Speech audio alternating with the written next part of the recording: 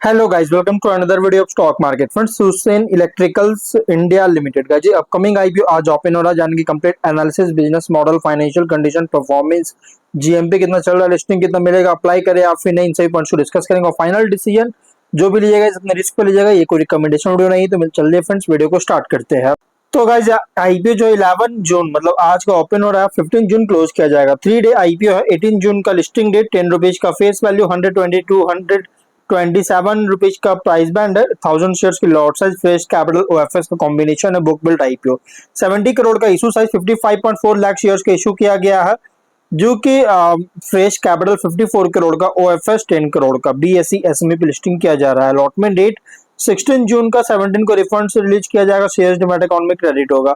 Offer की जो दिया गया, अगर हम बात करें ऑफर जो दिया गया है, अगर देखा जाए यहाँ पे गाइज QIB एंकर इंक्लूड नहीं करेंगे। 18.3% बिग एचएनआई, 9.2 स्मॉल एचएनआई, 4.6 और रिटेल 32.1% ऑफर दी गई है, जो कि रिटेल ओनली 2 लॉट अप्लाई कर सकते हैं। 2000 शेयर्स मिलेंगे, 2.5 लाख पे करना पड़ेगा। Small HNI minimum 3 lot apply कर सकते हैं, 3.8 लाख पे करना पड़ेगा। मैक्सिमम 7 लॉट अप्लाई कर सकते हैं, 8.9 लाख पे करना पड़ेगा। Big HNI minimum 8 lot apply कर सकते हैं, 10.1 लाख रुपीज पे करना पड़ेगा। मैक्सिमम कोई लिमिट नहीं है बिग एचएनआई में। जीएमपी की अगर हम बात करेंगे तो जीएमपी 25 रुपीज का ट्रेड कर रहा है, जिसके अकॉर्डिंग 19.7% की स्ट्रॉन्ग मतलब कि मॉडरेट प्रीमियम पे कंपनी लिस्टिंग गेन एक्सपेक्ट कर सकते हैं। 152 रुपीज का एस्टिमेटेड लिस्टिंग प्राइस, 25,000 रुपीज का एस्टिमेटेड प्रॉफिट सिंगल लॉट में मिल सकता है। बिजनेस की बात करें तो कंपनी का जो बिजनेस है, अगर हम बात करें 2007 में इनकॉर्पोरेट किया गया था, जो कि कंपनी एल्यूमिनियम और copper based electrical winding wires, conductors, power cables का, जो कि अलग अलग स्पेसिफिकेशन, साइज और कॉन्फ़िगरेशंस में है, जो कि मैन्युफैक्चरिंग करती है। और अगर हम बात करेंगे इस कंपनी के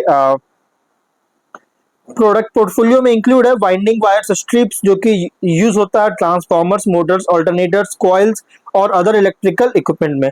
और इसके अलावा एल्यूमिनियम स्टैंडर्ड कंडक्टर है, जो कि यूज होता है ओवरहेड पावर डिस्ट्रीब्यूशन नेटवर्क्स में।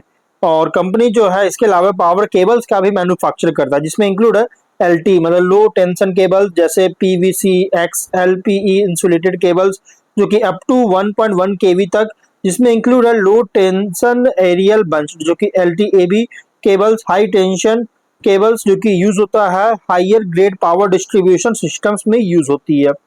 और कस्टमर्स की बात करें तो प्राइमरीली इसमें है state owned electricity distribution utilities, जो कि डिस्कॉम्स हो गया, infrastructure and EPC companies. Business जो कि ऑपरेट कर रहा है इलेक्ट्रिकल वायर्स, केबल्स और कंडक्टर सेगमेंट में, ये सभी इसके क्लाइंट्स है और कस्टमर्स आते हैं। और एडिशनल में मतलब मैन्युफैक्चरिंग एक्टिविटीज में एडिशन किया गया, जिसमें कंपनी एल्यूमिनियम वायर्स और रॉड्स का भी ट्रेडिंग अपने अंडर लिया हुआ है, जो कि यूज होता है एज की रॉ मटेरियल्स। और इसके अलावा जॉब वर्क सर्विसेज भी प्रोवाइड करता है वाइंडिंग वायर्स और स्ट्रिप्स के प्रोसेसिंग से रिलेटेड।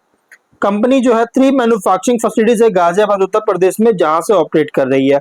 साइज मतलब कि जिसमें गाइस एक है साहिबाबाद, गाजियाबाद और SSGT रोड, ये 3 जगह इसके मतलब की फैसिलिटी है। और 26 फाइनेंशियल के अकॉर्डिंग कंपनी प्रोडक्ट्स को 7 इंडिया के 7 स्टेट्स में सेल कर चुका है, जिसमें इंक्लूड है उत्तर प्रदेश, झारखंड, मध्य प्रदेश और कर्नाटक। और 30 अप्रैल के अकॉर्डिंग 216 परमानेंट एम्प्लॉइज का टोटल टीम था। तो ओवरऑल अगर बात करें गाइस, तो कंपनी का जो बिजनेस है एल्यूमिनियम और copper based electric winding wires का मैन्युफैक्चरिंग में इंगेज, और इसके अलावा एल्यूमिनियम रॉड्स और वायर्स का, एल्यूमिनियम वायर्स और रॉड्स का ट्रेडिंग करती है। जो कि कंपनी का अगर हम यहाँ पे जो कि अगर देखें तो हाईली कॉम्पिटिटिव फ्रैगमेंटेड सेगमेंट में ऑपरेट हो रहा है। फाइनेंशियल एसेट्स है 130 करोड़ का, नेटवर्थ है 38.5 करोड़ का, रिजर्व्स 22.9 करोड़ का, डेट है 30 और 66.7 करोड़ का। रेवेन्यू प्रॉफिट 24 में 103.6 करोड़ का रेवेन्यू, 76 लाख का प्रॉफिट। 25 में 136 करोड़ का रेवेन्यू, 5.6 करोड़ का प्रॉफिट। और 26 में 270 करोड़ का रेवेन्यू, 18.2 करोड़ का प्रॉफिट, जो कि बहुत स्ट्रॉन्ग बूस्ट किया। रेवेन्यू 98% इंक्रीज किया 26 में, और प्रॉफिट 223% इंक्रीज किया। और कंपनी का अगर देखिएगा तो टॉप में तो अच्छी ग्रोथ है, लेकिन बॉटम में अगर देखा जाए तो 25 से सडन बूस्ट, बम्पर बूस्ट देखने को मिल रहा है। बम्पर प्रॉफिट पोस्ट किया, जो कि सिर्फ डाउट क्रिएट नहीं कर रहा है, बल्कि सस्टेनेबिलिटी को लेकर कंसर्न रेज कर रहा है, क्योंकि का हाईली कॉम्पिटिटिव फ्रैगमेंटेड सेगमेंट में ऑपरेट हो रहा है। इसकी वजह से अगर हम कॉम्पिटिटर की बात करेंगे तो prime cable industries, divine power energy, V mark India limited, और इसके अलावा अगर देखा जाए तो JD केबल्स, बहुत सारे कंपनीज है इसके कॉम्पिटिटर, जैसे प्लाजा वायर्स हो गया, बहुत सारे कंपनीज के कॉम्पिटिटर है। हाईली कॉम्पिटिटिव सेगमेंट में ऑपरेट हो रहा है। ऑब्जेक्टिव क्या है? तो एक नया एग्जिस्टिंग मैन्युफैक्चरिंग फैसिलिटी है साहिबाबाद में, जो कि इसका एक्सपेंशन में कैपेक्स का फंडिंग करना चाहता है। Working capital requirement general corporate purpose के लिए फंडिंग चाहती है। रेशियोज में ROE 64.6, ROCE 29, RONW 47.4, PAT margin 6.8, EBITDA margin 11.9% का, PB 5.1, P रेशियो 10.8 टाइम का, promoter holding ratio 92.5%, post issue 66.7% का होल्डिंग देखने को मिल जाएगा। अगर हम बात करें इस कंपनी के मार्केट कैप का, तो 258 करोड़ के अराउंड है, जो किसके प्रोमोटर है? विशाल जैन और महक जैन इसके प्रोमोटर है। और अगर हम बात करें तो गाइस रिसेंट फाइनेंशियल डेटा के अकॉर्डिंग प्राइस बैंड जो रखा गया है बहुत ही एग्रेसिव प्राइस रखी गई, मतलब कि ओवरली प्राइस रखा गया। आईपीओ का जो प्राइस बैंड है ओवरली प्राइस रखी गई है। अगर हम इसके स्वॉट एनालिसिस करेंगे तो स्ट्रेंथ अगर देखा जाए तो कंपनी का जो स्ट्रेंथ है ये ऑपरेट कर रहा है इलेक्ट्रिकल इक्विपमेंट और पावर इंफ्रास्ट्रक्चर सेक्टर में, और कंपनी इंगेज है इलेक्ट्रिकल कंपोनेंट सॉल्यूशंस का इंडस्ट्रियल और इंफ्रास्ट्रक्चर एप्लीकेशंस के लिए मैन्युफैक्चरिंग और सप्लाइंग में इंगेज है।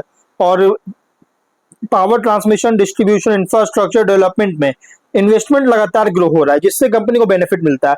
स्ट्रॉन्ग टेक्निकल एक्सपर्टाइज है electrical engineering and project execution में, और डाइवर्सिफाइड कस्टमर बेस है इंडस्ट्रियल और इंफ्रास्ट्रक्चर सेगमेंट्स में। और अगर हम बात करते हैं यहाँ पे रिलायबल इलेक्ट्रिकल सिस्टम्स पर के लिए डिमांड बहुत तेजी से इंक्रीज हो रहा है, जिससे लॉन्ग टर्म ग्रोथ को सपोर्ट करता है। लेकिन वीकनेस की बात करें तो रेवेन्यू जो है, बिजनेस जो है पूरी तरह से डिपेंड करता है कैपेक्स साइकिल्स पर, जो कि पावर और इंफ्रास्ट्रक्चर सेक्टर्स में होता है, और रिलेटिवली स्केल बहुत ही स्मॉलर है अगर कंपेयर करेंगे लार्ज इलेक्ट्रिकल इक्विपमेंट मैन्युफैक्चरर से। प्रॉफिटेबिलिटी भी अफेक्टेड हो सकता है रॉ मटेरियल प्राइस में फ्लक्चुएशंस के कारण, जैसे कॉपर, एल्यूमिनियम और स्टील में प्राइस अगर फ्लक्चुएट होता है तो इम्पैक्ट कर सकता है प्रॉफिटेबिलिटी को। वर्किंग कैपिटल इंटेंसिव है इन्वेंट्री और प्रोजेक्ट एग्जीक्यूशन कैपेबिलिटी रिक्वायरमेंट्स के कारण। रेवेन्यू कॉन्सेंट्रेशन रिस्क जो कि बहुत तेजी से राइज हो सकता है क्योंकि लार्ज प्रोजेक्ट्स और इंस्टीट्यूशनल कस्टमर्स पर डिपेंडेंस होने के कारण। अपॉर्चुनिटीज की बात करें तो डिमांड जो है ग्रो कर रही है electrical equipment, power distribution systems और इंफ्रास्ट्रक्चर मॉडर्नाइजेशन के लिए जो डिमांड है ग्रो कर रहा है, जिससे कंपनी को बेनिफिट मिलता है। और गवर्नमेंट का फोकस है इलेक्ट्रिफिकेशन पावर सेक्टर एक्सपेंशन पर, जिससे इंडस्ट्री ग्रोथ को सपोर्ट करता है। रिन्यूएबल एनर्जी और स्मार्ट ग्रिड रिलेटेड सॉल्यूशंस में एक्सपैंड कर रही है, क्योंकि फ्यूचर अब इसी का है, रिन्यूएबल एनर्जी का और स्मार्ट ग्रिड रिलेटेड सॉल्यूशंस का ही ज्यादा अब जो फ्यूचर है, जो कि रेवेन्यू स्ट्रीम्स को create, new revenue streams create कर सकती है।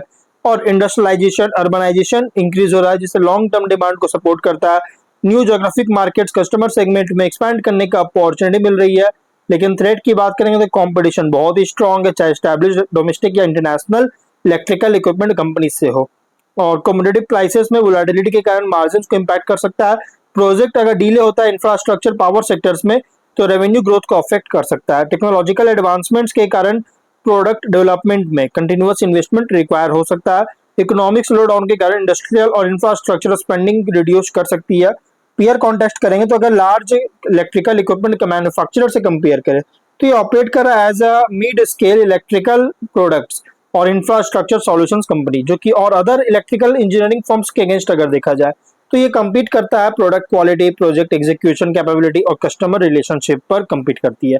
इन्वेस्टर के लिए आईपी रिप्रेजेंट कर रहा है power infrastructure and electrical equipment sector play, जहां ग्रोथ डिपेंड करता है इंफ्रास्ट्रक्चर इन्वेस्टमेंट, इलेक्ट्रिफिकेशन प्रोजेक्ट और एफिशिएंट एग्जीक्यूशन पर। तो ओवरऑल अगर बात करें तो रिस्की आईपीओ, अगर आप रिस्क सीकर्स है, कैश आपके पास है एक्स्ट्रा में और अच्छे से एनालाइज किए तो मीडियम टू लॉन्ग टर्म के लिए कंसीडर कर सकते हो, बट फाइनल डिसीजन जो भी लीजिएगा अपने रिस्क पर लीजिएगा। ये कोई रिकमेंडेशन वीडियो नहीं है, तो मिलते हैं नेक्स्ट वीडियो में। Till then bye bye.